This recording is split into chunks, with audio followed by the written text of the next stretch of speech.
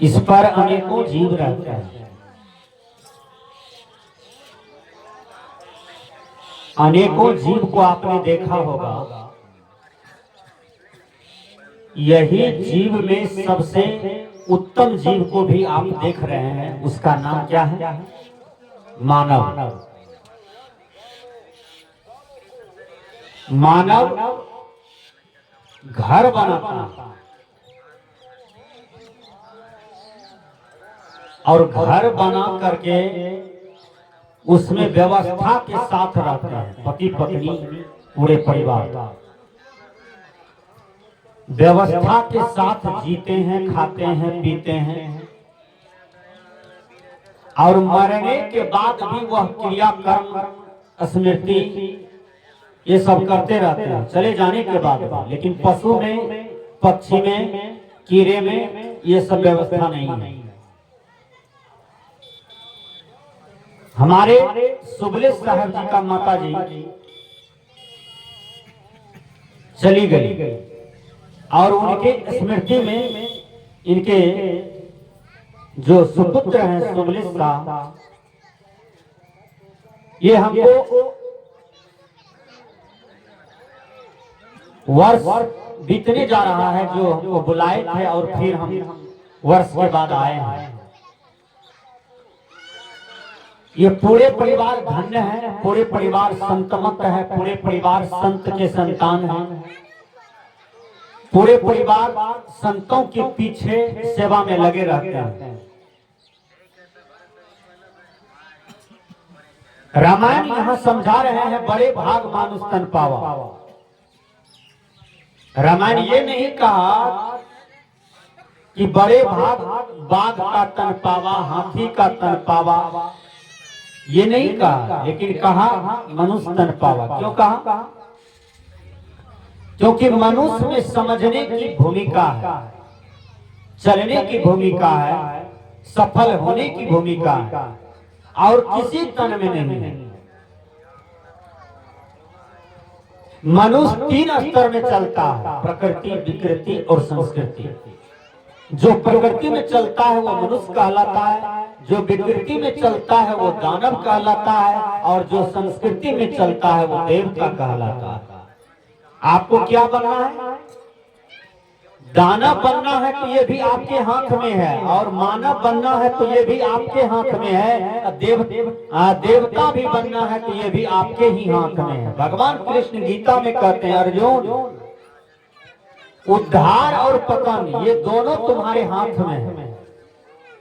अपने जीवन को पतन कर लो, अपने जीवन को उद्धार कर लो, ये सफलता भी तुम्हारे ही हाथ में है।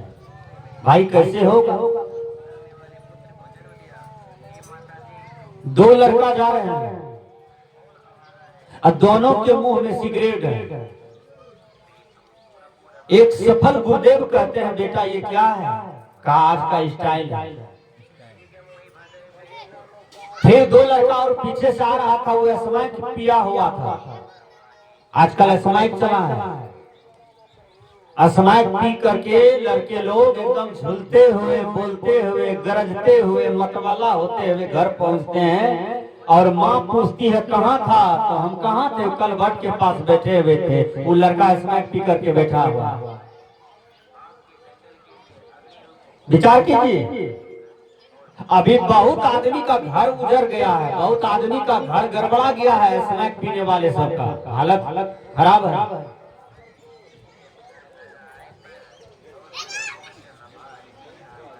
एक पंडित जी था, पंडित जी के पास एक बचिया थी, देखने में बड़ा सुंदर था बचिया। पंडित जी गए उनका घर देखिया बचिया का। पंडित जी को जच गया लड़का, लड़का भी देखने में बहुत सुंदर था। पंडित जी को जच गया, पंडित जी 2 ठोक पंसोइया निकाल करके दे दिया। पूरे परिवार खुश हो गया, लगता है हमारी बेटी पसंद हो गई।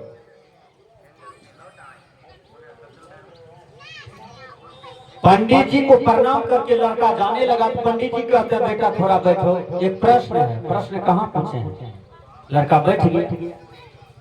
कहा कितने पढ़े लिखे हो? कहा BA ऑनर्स फर्स्ट डिवीजन।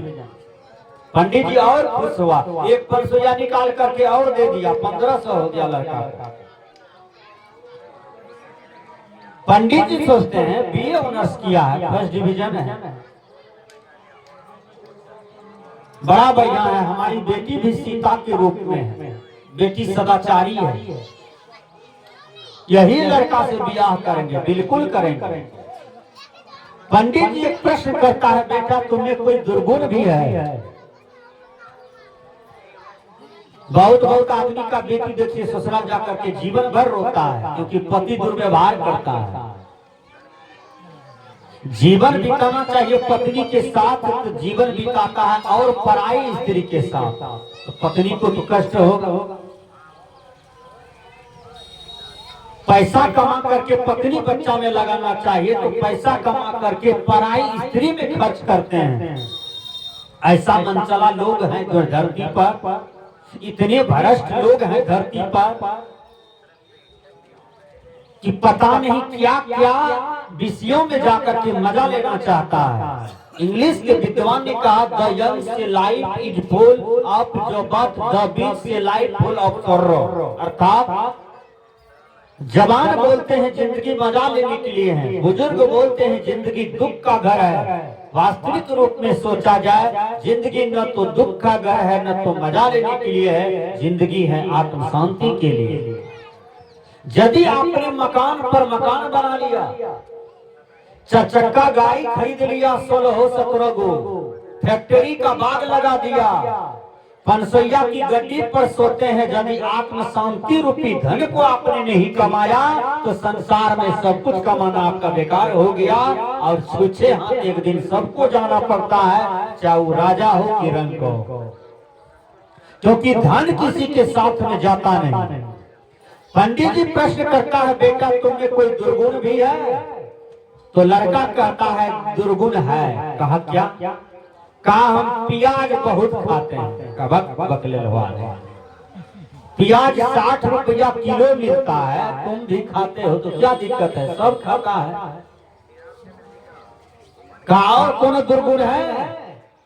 कहा है, काई तो नंबर 1 वाला था। कहा नंबर 2 का प्याज के साथ साथ हम कभी कभी ब्याज खाते हैं। कारे ब्याज खाते हो, समूह वाला ब्याज खाते हो कि टोला टट्टी वाला लेते हो? कार्ड दोनों लिए, लोन ग्रुप लोन वाला तो बेचारा रोज रो करके जाता है दरवाजे पर से।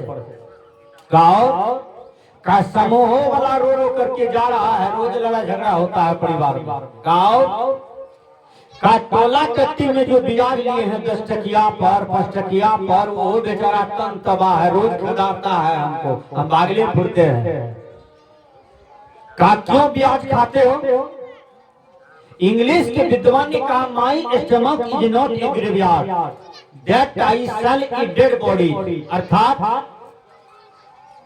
मांस की खेती नहीं होती है, मांस कोई वृक्ष से नहीं फलता है, मांस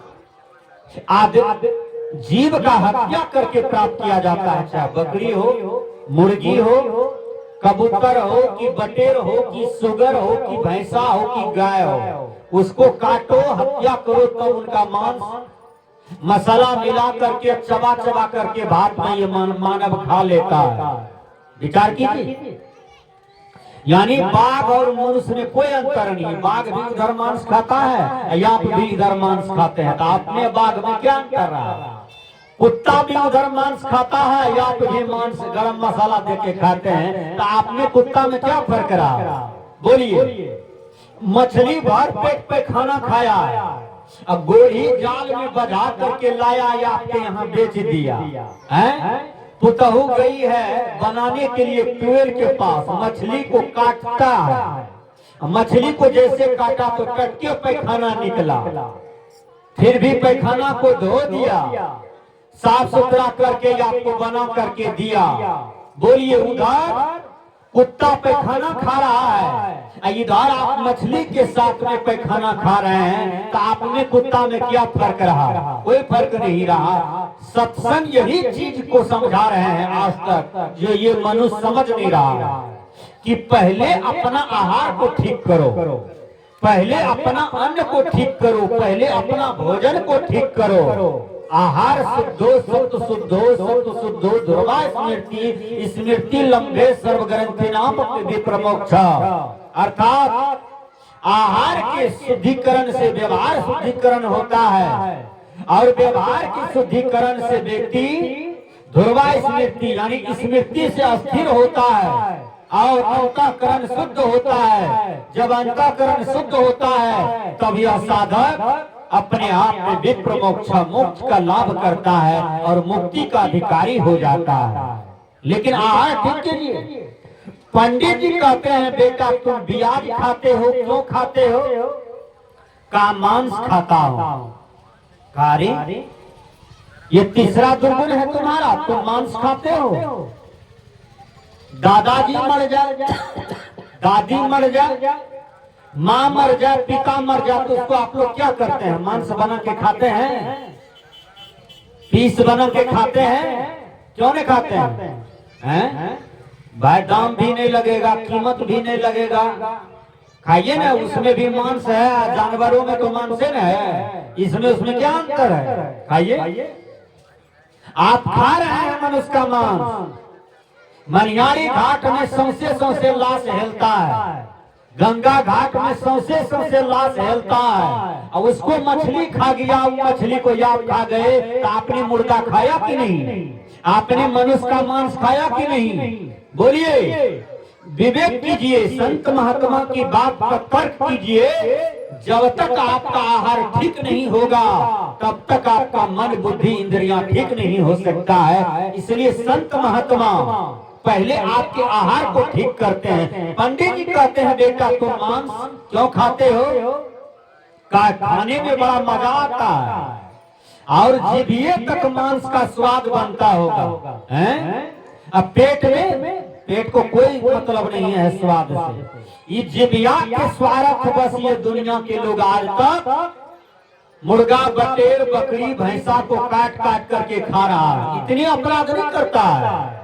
ये दशहरा का समय आ गया है, अब भयानिक लोग क्या करेगा? वो कबूला होगा और कितना खसी बकरी मुर्गी को काट काट करके दुर्गा के नाम पर, दादा दादी के नाम पर नहीं, पुरखा पति के नाम पर नहीं, बेटा के नाम पर नहीं, वो कोनो मनोकामना पूरा हुआ होगा। मनोकामना पूरा अपना परिश्रम से होता है, अपना कर्म पुरुषार्थ से होता है। किसी देवी देवता के आशीर्वाद से मनोकामना पूरा नहीं होता है। विचार कर लीजिए। और दुर्गा मैया के आगे में जाकर के सौंसे बकरी को काट देगा, उधर धर छलपटाएगा, इधर सर छलपटाएगा। उसको देख करके भी मनुष्य को बोध नहीं होता है। गुरुवर कबीर कहते हैं जस मांस पशु की तस मांस नर की, रुधिर रुधिर एक सारा जी। पशु की मांस भके सब कोई नरहीन भके स्यारा जी। हैं? जो है तोहरा के साचा देवा खेत चरत क्यों न ले जा जी। कबीर साहब कहते हैं कि यदि तो देवी देवता को बलि देते हो और तुम्हारा देवी देवता शांत हो जाता है तो खेत चरते हुए मैना को क्यों न खा लेता है देवी देवता? हैं? खेत चरते हुए बकरी मुर्गा को क्यों न झपट करके खा लेता है जो तुम्हारे द्वारा हत्या करके बलि लेता है? इसलिए बलि देना, किसी जीव को बलि करना, ये दोनों महापाप है। जब ये पाप का प्रायश्चित निकलेगा तो न दुर्गा मैया बचाएगा न आपको काली मैया बचाएगा, क्योंकि जीव हत्या का बदला जीव हत्या से ही समाप्त होगा। आपको भी बकरी जोनी में जाना होगा और आपका भी गला कटेगा। आपको भी कुत्ता जोनी में जाना होगा, मुर्गी बटेर बकरी जोनी में जाना होगा और आपका भी गला कटेगा, आपके कर्मदंड आपको मिलेगा। पंडित जी कहते हैं मांस क्यों खाते हो? कहा जी हाँ, में चोभने में बड़ा मजा आता है। वो लड़का फिर कहता है, पंडित जी पूछा कि तुम यही 3 दुर्गुण से ढके हो? कहा चौथा दुर्गुण भी तो सुनिए।